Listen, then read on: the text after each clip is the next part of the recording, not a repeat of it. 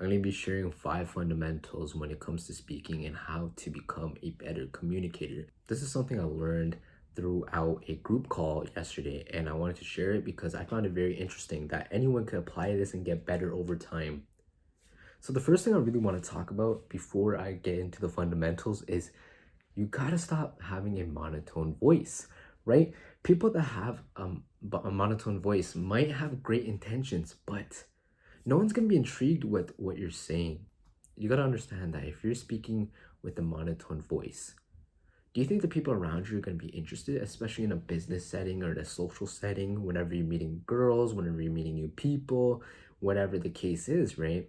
Having a monotone voice is very much of a turnoff. Let's be completely honest here. Like imagine right now, I'm just gonna be like, hey guys, how's it going? Like you're gonna click off the video right off the bat, right? But yeah, so that's just a quick tip. Get rid of that monotone voice, and I'll be telling you exactly what the fundamentals are because they're very interesting in my opinion. It might be simple, but once you apply it and once you get better over time, you'll start to understand that, hey, you'll start to understand that communicating effectively is actually difficult and it takes a lot of practice. So the first fundamental is rate of speech. So when someone's speaking quickly, that just shows that they're very passionate about the topic. Let's just be honest here. When you see one of your friends and they randomly start speaking fast, you start to understand that, hey, they're very passionate about the topic. They're actually excited about speaking about that topic. So whenever you hear this, let them speak, let them shine, let them understand, hey, you're listening. And that's a great skill. Listening is very important too. Whenever you're communicating with someone, make sure to listen, make sure to let them know that, hey, you appreciate their value that they're giving and you're listening and being present in the moment. And the next one is when you're speaking slowly, right? When I'm speaking slowly to you, it's like I'm emphasizing a point. And you start to feel like you're intrigued. And you're like, dang, why is this guy speaking slowly? There's something very important when he speaks very slowly, right? And another thing is when you're consistent with the way you're speaking, it just shows that you have a monotone voice and it's something that you need to get rid of. And having a consistent tone or rate of speech is all right. Don't get me wrong. It just will give you a monotone type of speech. And that's not what you're trying to do, especially in any setting. So, number two is the volume of speech. So, you got to understand the more volume, the more conviction you have, and the more confident you are. And if you speak at a low volume, then you won't have any specific traits when it comes to leadership or whenever it comes to being an effective communicator. You might have some good intentions, but you do not project, or that leads you to look like you're less confident or less convicted with whatever you're speaking about.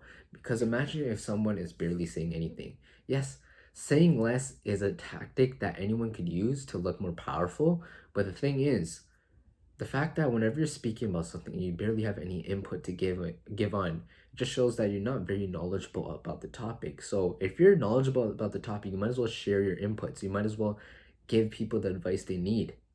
And it'll be very interesting too because they'll start to listen. It'll be like, dang, this guy knows his stuff. On top of that, when you're increasing the volume, make sure to have a good posture and speak from your stomach. That's something that I'm working on too. And it's very hard because you could tell I'm taking those shallow breaths. But whenever you need to breathe in air, take time. And it makes your voice a little bit deeper too. The third fundamental is melody. So here's a metaphor. A song is connected to a melody. It hits specific brain waves and engages the brain in different ways, which it helps you to remember whatever the song is about, right? But let's compare it to a podcast slash video. Of course, you're gonna memorize the song more because of the melodic states, right? So the question is, are you utilizing different keys in the melodic scale? Most people only use 1 or 2 keys. Utilizing everything and exaggerating a bit more when you're speaking is something that you should practice because it helps people to really understand that this guy is very good at communicating. And if you're always having a monotone voice, or if you only are utilizing 1 or 2 keys on the melodic scale, of course, you're not going to be that interesting. No one's going to find you intriguing. You might have a lot of value to share, but the problem is you don't have uniqueness when it comes to communicating.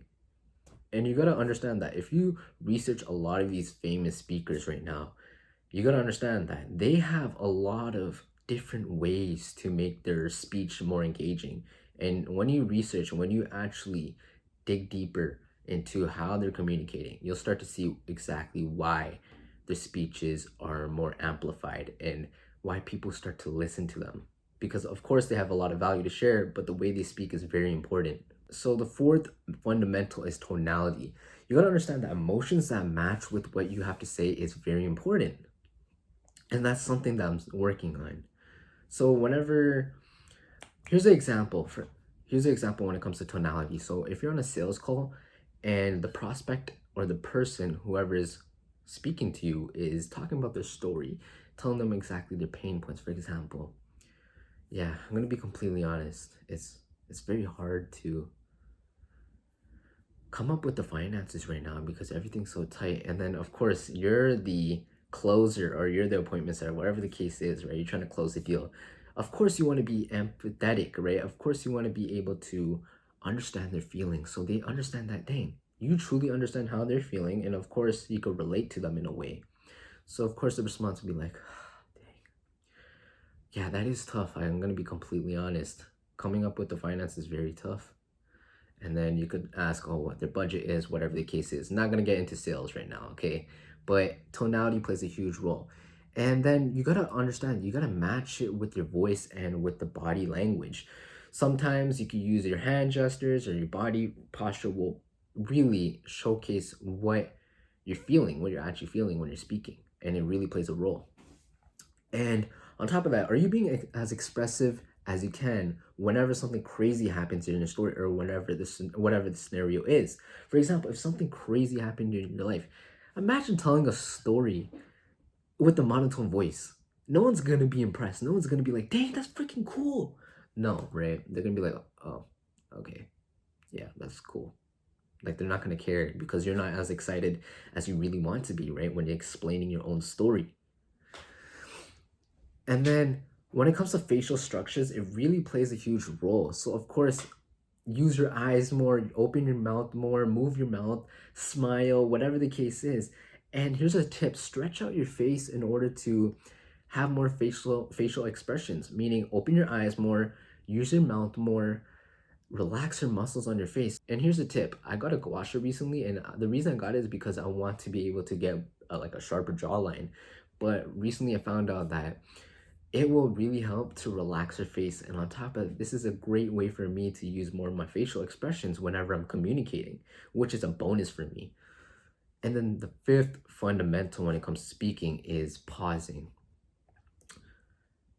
Listen, whenever you have a point to address or to emphasize, pause in between if you need to. Don't say, okay, yeah, okay, whatever. You know, whatever the filler words are, right? Stop using filler words. It's something I'm working on too. I start to say here and there whenever I'm nervous, but if I could just pause, even if it's an awkward silence, it's better than saying um, okay, yeah. Like the filler words are very much of like a turn off whenever it comes to speaking in a appropriate manner or environment, right? Imagine you're doing a public speech on stage and you start to say, okay, dude, no one's gonna listen to you. And if they do, congrats. But otherwise, it's not gonna be that engaging. Anyways, that's pretty much it, what I learned. I'm gonna be focusing on improving my communication skills. I hope a lot of you learned something new. Try to apply this into your life and see what you could do in the next couple of months when it comes to communicating effectively, articulating your ideas to other people.